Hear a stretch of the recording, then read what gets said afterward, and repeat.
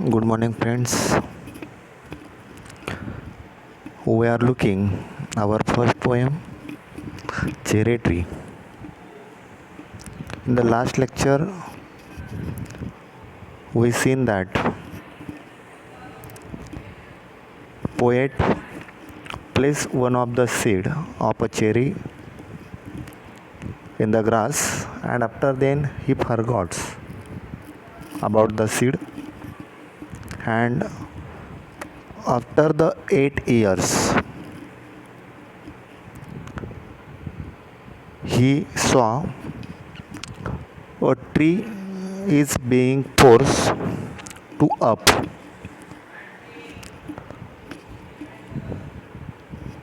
Then most of the time the goats ate the leaves of cherry tree,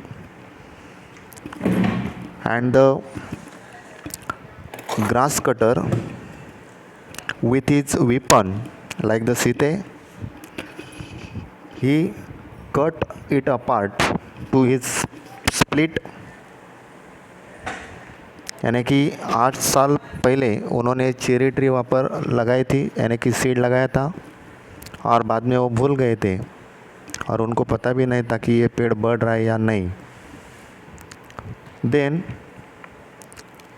बहुत सारी बार जो बकरियां होती है, बकरियों ने उनकी जो पत्ते रहते वो पत्ते खाए थे, और जो ग्रास कट करने वाले लोग रहते उन्होंने उनका जो कटर रहता है, सीते रहता है, उस इले से उन्होंने उस पेड़ को भी काटा था. And after then there is a season of monsoon and poet said there that summer near the end of May, यानी कि मई का आखिर था, मई का लास्ट वीक था, और उस वक्त जब मानसून ख़त्म हुआ, समर ख़त्म हुआ है और मानसून स्टार्ट हुआ है, that time poet watch 3 nude shoots grow, यानी कि बारिश गिरने के बाद जो उसके शूट्स रहते, अंकुर रहते, वो और 3, यानी कि एक तो था लेकिन और 3 उसको लगे हुए थे. And eight that time the young tree struggle for upward thrust, यानी कि जो पेड़ अभी तैयार हुआ है, जो पौधा अभी तैयार हुआ है, इट्स लुकिंग टू ग्रो, और वो अभी बढ़ते जा रहा है या बढ़ने के लिए तैयार हुआ है. जैसे कोई युवक रहता है और वो अपना सपना कंप्लीट करने के लिए तैयार होता है या खुद को झोंक देता है, उस प्रकार से ये जो पेड़ है वो वहाँ पर स्ट्रगल कर रहा है. पिछली बार हमने इस लाइन में फिगर ऑफ स्पीच भी देखा था, जो पर्सोनिफिकेशन था, और लास्ट लाइन हमने देखी थी, it arms in a fresh fierce lust, और उन्होंने उनके जो आर्म से, जो हाथ है, उन्होंने फियर्स एग्रेसिवली, यानी कि स्ट्रांगली, एफिशिएंटली वो लॉन्गिंग किया है, यानी कि जो लॉन्गिंग डिज़ायर थी, यानी कि बहुत पुरानी अपनी इच्छा थी, यानी कि हमें बड़ा बनना है और बड़ा बनने के लिए उनको अभी टाइम मिला है, तो इसलिए उन्होंने पूरे इच्छा शक्ति से, पूरे ताकत से उन्होंने उनके आर्म्स बढ़ाए हुए थे. For light and air and sun. Now the most important thing given here, what the needed thing to the trees, what is here? Light, यानी कि जो पेड़ को बढ़ावा देने के लिए इम्पोर्टेंट चीज़ रहती है वो लाइट. आप घर में पौधा लगाओ, बढ़ता है क्या? देखो, उसको लाइट की ज़रूरत रहती है, प्रकाश की ज़रूरत रहती है. एंड एयर, प्रकाश के बाद उसको हवा की ज़रूरत रहती है. एंड द सन, और जो सन रहता है, सूर्य प्रकाश रहता है, उसकी भी वहाँ पर ज़रूरत रहती है. Now in this line here is one of a figure of speech. Now see, light, air and sun, these words are arranged in ascending order. That's why here is a figure of speech that is climax, वो climax वहाँ पर दिया है.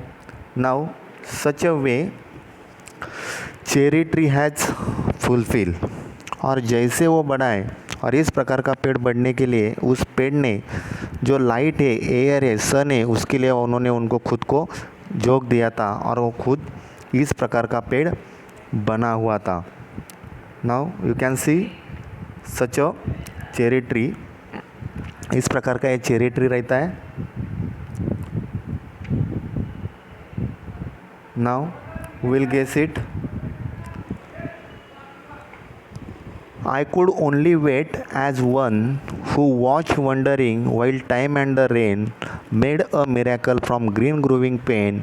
I went away next year, spent a season in Kashmir, came back thinner, rather poor, but richer by a cherry tree at my door, 6 feet high, my own dark cherry, and I could scarcely believe it a berry, ripened and jeweled in the sun, hung from a branch, just one, and next year there were blossoms small, pink, fragile, quick to fall, at the merest breath, the sleepiest breeze.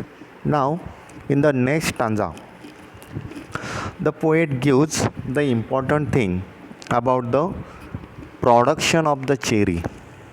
Cherry किस प्रकार से product होती है और उस पेड़ का जो यहाँ पर वर्णन दिया है, डिपिक्शन दिया है, वो यहाँ पर बताया हुआ है। I could only wait as one. जैसे वो पेड़ खुद बढ़ता है और खेती करने वाला व्यक्ति रहता है, जो खेती में कुछ लगा देता है, उसको वाटरिंग करता है, पेस्टिसाइड्स करता है और उसको बढ़ने के लिए छोड़ देता है। जैसे दूसरे व्यक्ति वहाँ पर खाली देख सकते हैं या वेट कर सकते हैं, such way poet also wait there.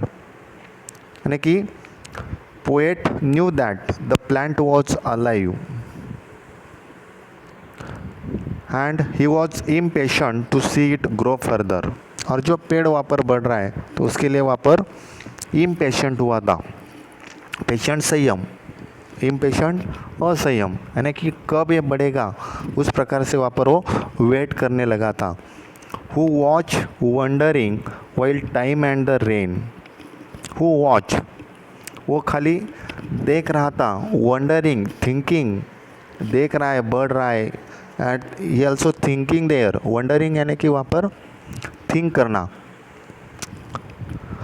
While time and the rain, जैसे समय आता है, बारिश आकर चला जाता है, वैसे वहाँ पर वो देख रहा था, बारिश गिर रही है, वो बढ़ रहा है, वो सोच रहा था अभी ये चेरी मिलेगी और आगे जिस प्रकार के सैपलिंग रहता है, किस प्रकार से वो बेचना है, क्या करना है। At that time he was thinking there. Made a miracle from green growing pain and suddenly there is a miracle from the green growing pain. और जो हरा भरा पौधा था, पेड़ था, उस पेड़ से वहाँ पर एक मिरेकल हुआ है। Now what is miracle? He felt it was miraculous that the plant was alive and thriving। यानी कि अभी ये पेड़ थ्राइव के लिए लड़ रहा है, यानी कि अभी ये बढ़ने वाला है, ये वहाँ पर चेरी देने ही वाला है, ब्लॉसम्स देने ही वाला है। Such way he think there. Now earlier and this line, it means who watch wondering while time and the rain in this line, and in the next line made a miracle from green growing pain in this line। दोनों line में यहाँ पर एक figure of speech है, that is alliteration. In the first line यानी कि who watch wondering while, in this line W sound is repeated more than 2 times, and in the next line made a miracle from green growing pain, made miracle green growing, M and G sound is repeated in this line.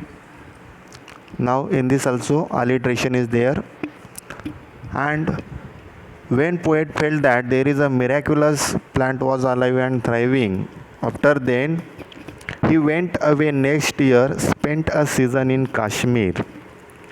Poet, he means who? Ruskin Bond, our poet went away to Kashmir। और जब वो पेड़ बड़ा हुआ है growing हुआ है और उसके बाद पोएट क्या हुआ है, कश्मीर के लिए चले गए। For what, spent a season in Kashmir. जैसे वैकेशन रहता है, छुट्टियों का मौसम रहता है, वैसे छुट्टियों के मौसम के लिए या वैकेशन के लिए पोएट कश्मीर में चले गए। He himself came back thinner. और जब पोएट वापस आए हुए, he came back thinner rather poor. अभी यहाँ पर वो तो बढ़कर आए थे, but not having much money. अभी जो गरीब व्यक्ति रहता है, गरीब व्यक्तियों के पास पैसा नहीं रहता है, यानी कि उनका पेट तो अभी बड़ा हुआ था लेकिन पैसा नहीं था। यानी कि खुद का रहने के लिए घर है लेकिन खाने के लिए पैसा नहीं है, खुद को जाने के लिए बाइक है लेकिन बाइक चलाने के लिए पेट्रोल नहीं है। सच अ वे, यानी कि came back thinner and rather poor. इस प्रकार से वहाँ पर वो आए हुए थे। But richer by a cherry tree at my door, though he came back from the Kashmir as a poor person. लेकिन कश्मीर में जाकर वो रिटर्न आए और उनके पास पैसा नहीं है, फिर भी वहाँ पर वो रिचर हुए, यानी कि अमीर हुए। By a cherry tree at my door, यानी कि लेकिन मैं अभी बड़ा हुआ हूँ, मैं अमीर बना हूँ क्योंकि मेरे घर के सामने मेरा खुद का एक चेरी ट्री है। It means he can sell it, यानी कि वो बेचकर वहाँ पर वो अमीर हो सकता है, यानी कि बढ़ सकता है। तो इसलिए वहाँ पर पोएट ने ऐसे बताया। Now between these two lines here is a figure of speech. Came back thinner, rather poor, but richer by a cherry tree at my door. Poor and richer. So this figure of speech we seen in a first stanza. Have you remember? When in a poetic lines there are express opposite ideas, at that time there is a figure of speech that is antithesis. जब poetic lines में वहाँ पर opposite ideas express की जाती है तब वहाँ पर एंटीथेसिस फिगर ऑफ स्पीच होता है।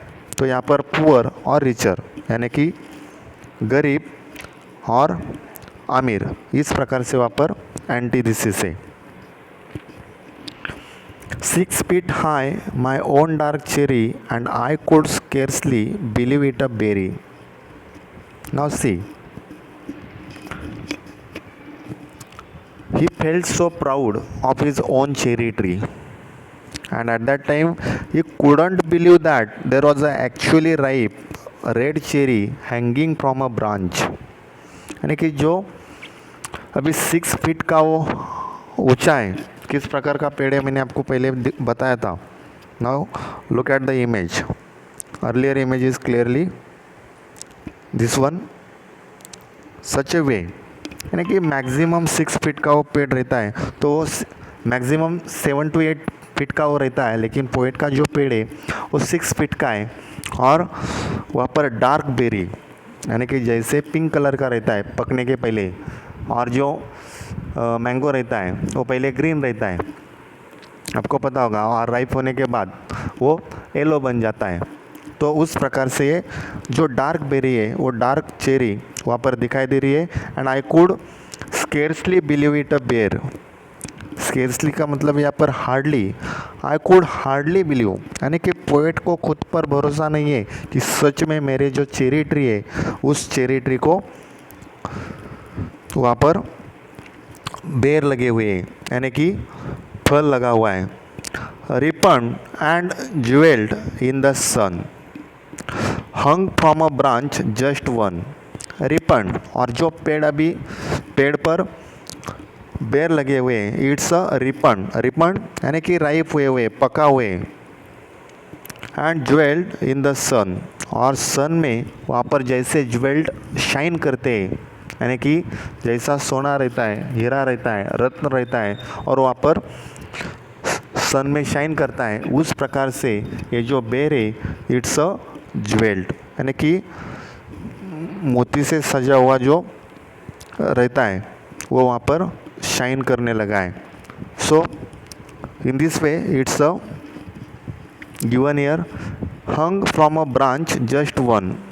और वो ब्रांच में, ब्रांच यानी कि जो एक साइड की फांदी रहती है, जो मराठी स्टूडेंट्स होगा उनको पता होगा, ब्रांचेस यानी कि पेड़ की जो साइड रहती है, यानी कि एक एक ब्रांच रहती है, उस ब्रांच को ये राइप हुए हुए जो बेरी है वो वहाँ पर लगे हुए हैं. And the next year there were blossom small pink fragile quick to fall. And this year such a way the ripe cherry are there, but in the next year there were blossoms. Now what is blossoms? Blossoms means it's the flowers that bloom on the trees. And on the next year, on the second year, there are much more blossoms than the earlier year. यानी कि पहला साल जो था उसके ज़्यादा इस साल ब्लॉसम्स लगे हुए थे और वो भी छोटे छोटे थे. Pink fragile quick to fall. और जो उसके बाद जो उसकी स्टेजेस रहती है, जैसे हम प्राइमरी में पढ़ते हैं, बाद में सेकेंडरी में रहते हैं, बाद में हायर सेकेंडरी में, सीनियर कॉलेज में, यानी कि यूजी लेवल, पीजी लेवल, इस प्रकार से यहाँ पर जो फल रहता है वो पहले ब्लॉसम्स के बाद पिंक आता है, उसके बाद फ्रेजाइल बनता है यानी कि ब्रेकेबल, तोड़ने लायक, and then quick to fall. इतना राइप होता है कि वो ऑटोमेटिक गिर जाता है. यानी कि here are given the words into ascending order. ये जो वर्ड्स यहाँ पर दिए गए ये किस प्रकार से दिए? असेंडिंग ऑर्डर में दिए. अभी असेंडिंग ऑर्डर क्या रहती है? जैसे कि यहाँ पर एक फिगर ऑफ स्पीच देखा था पेज नंबर 67 पे पहला ही, यानी कि असेंडिंग ऑर्डर्स ऐसे रहते हैं कि words are arrange into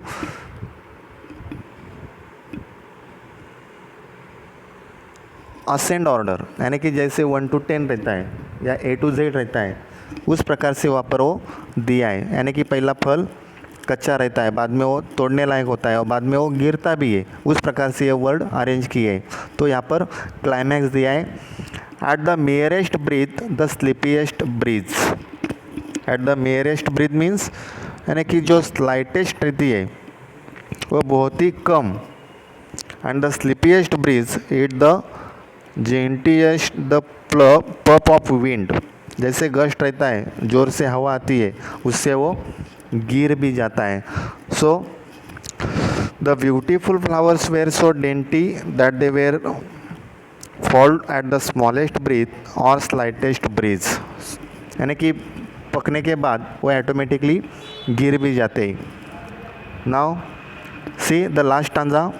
I lay on the grass at easy looking up through leaves at the blue blind sky at the finches as they flew and flitted through the dappled green, while bees in an ecstasy drank of nectar from each bloom, and the sun sank swiftly and the stars turned in the sky, and moon moves and singing crickets and I, yes I, praise night and the stars and tree that small the cherry grown by me.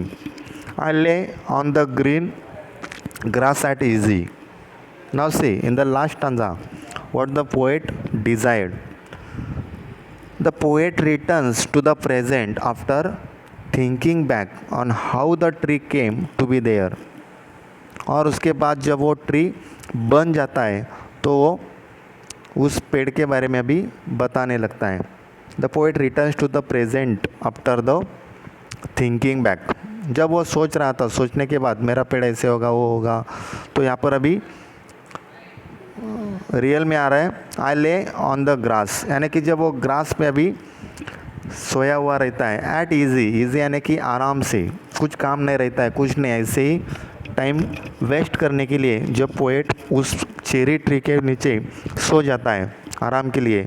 Looking up through leaves eight the blue, and when he looking up, जब वो ऊपर देखता है, into the sky, through the sky, through the branches, through the tree, through leaves eight the blue, यानी कि जो पेड़ के लीव्स है, पत्ते, उस पत्ते से जब ऊपर देखता है, at the blue mean to the sky, blind sky.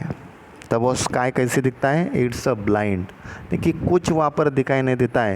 Eight the finches as they flew, finches it's the birds that eat seeds, यानी कि जो बर्ड्स रहते हैं जो वहाँ पर सीड्स को ईट करते एज दे फ्लू, और वहाँ पर वो खाकर उड़ जाते, निकल जाते।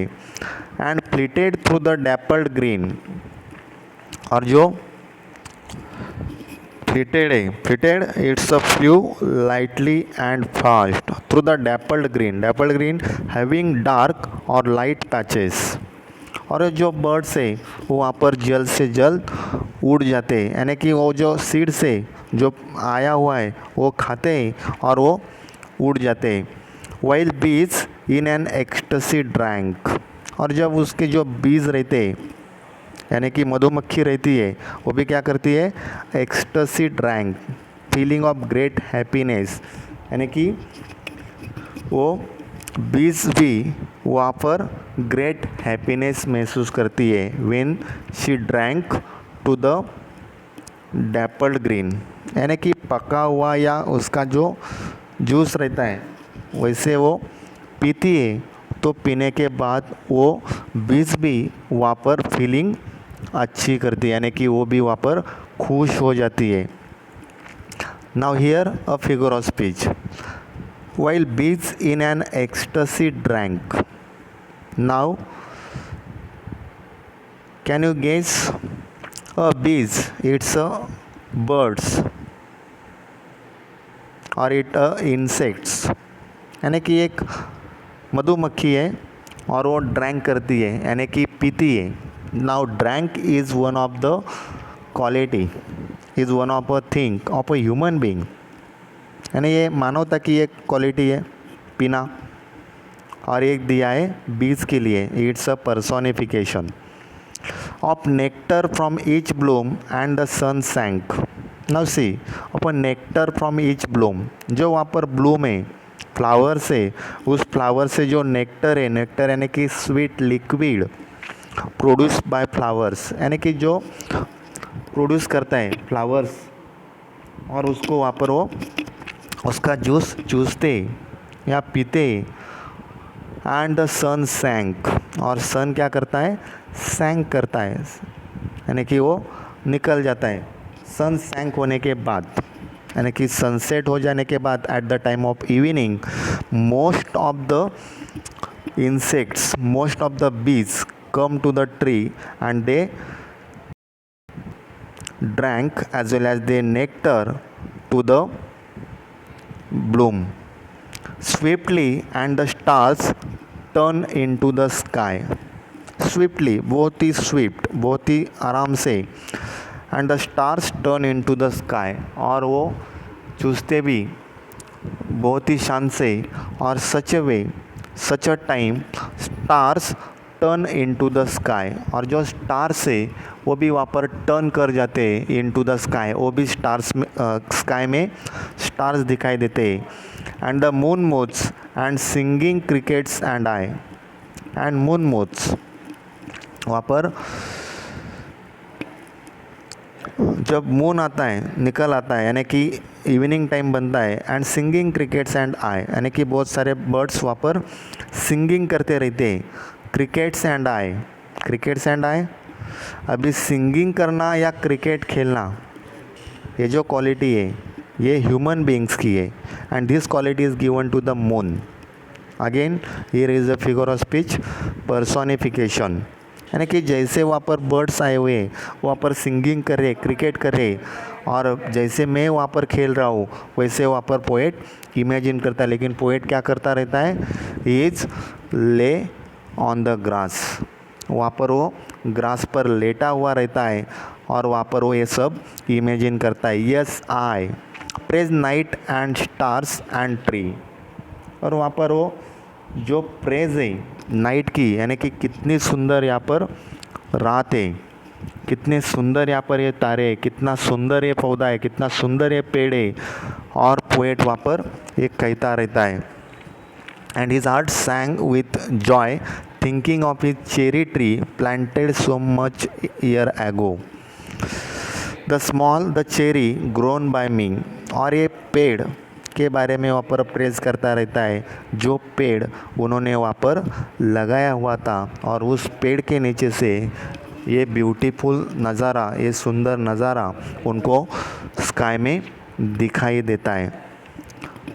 Now such a beautiful poem written by the Ruskin Bond. Now according to your examination, this is one of a most important poetry. So based on this, you have to write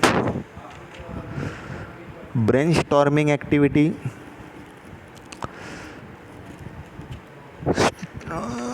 to the activity number A54, यानी कि A1 से लेकर A5 की जो fourth number की activity है, तब तक आपको वहाँ पर वो राइट करना है. And then this poetry somewhere have the rhyming scheme और the rhyming words, rhyming pairs of words. सम पास के लिए नहीं है. Grass, said, bed, growing, knowing, may, stay, child, wild.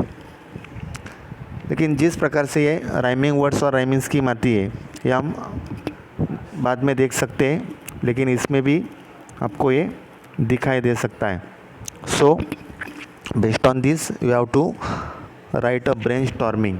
Okay, now we will meet in the next lecture. Thank you.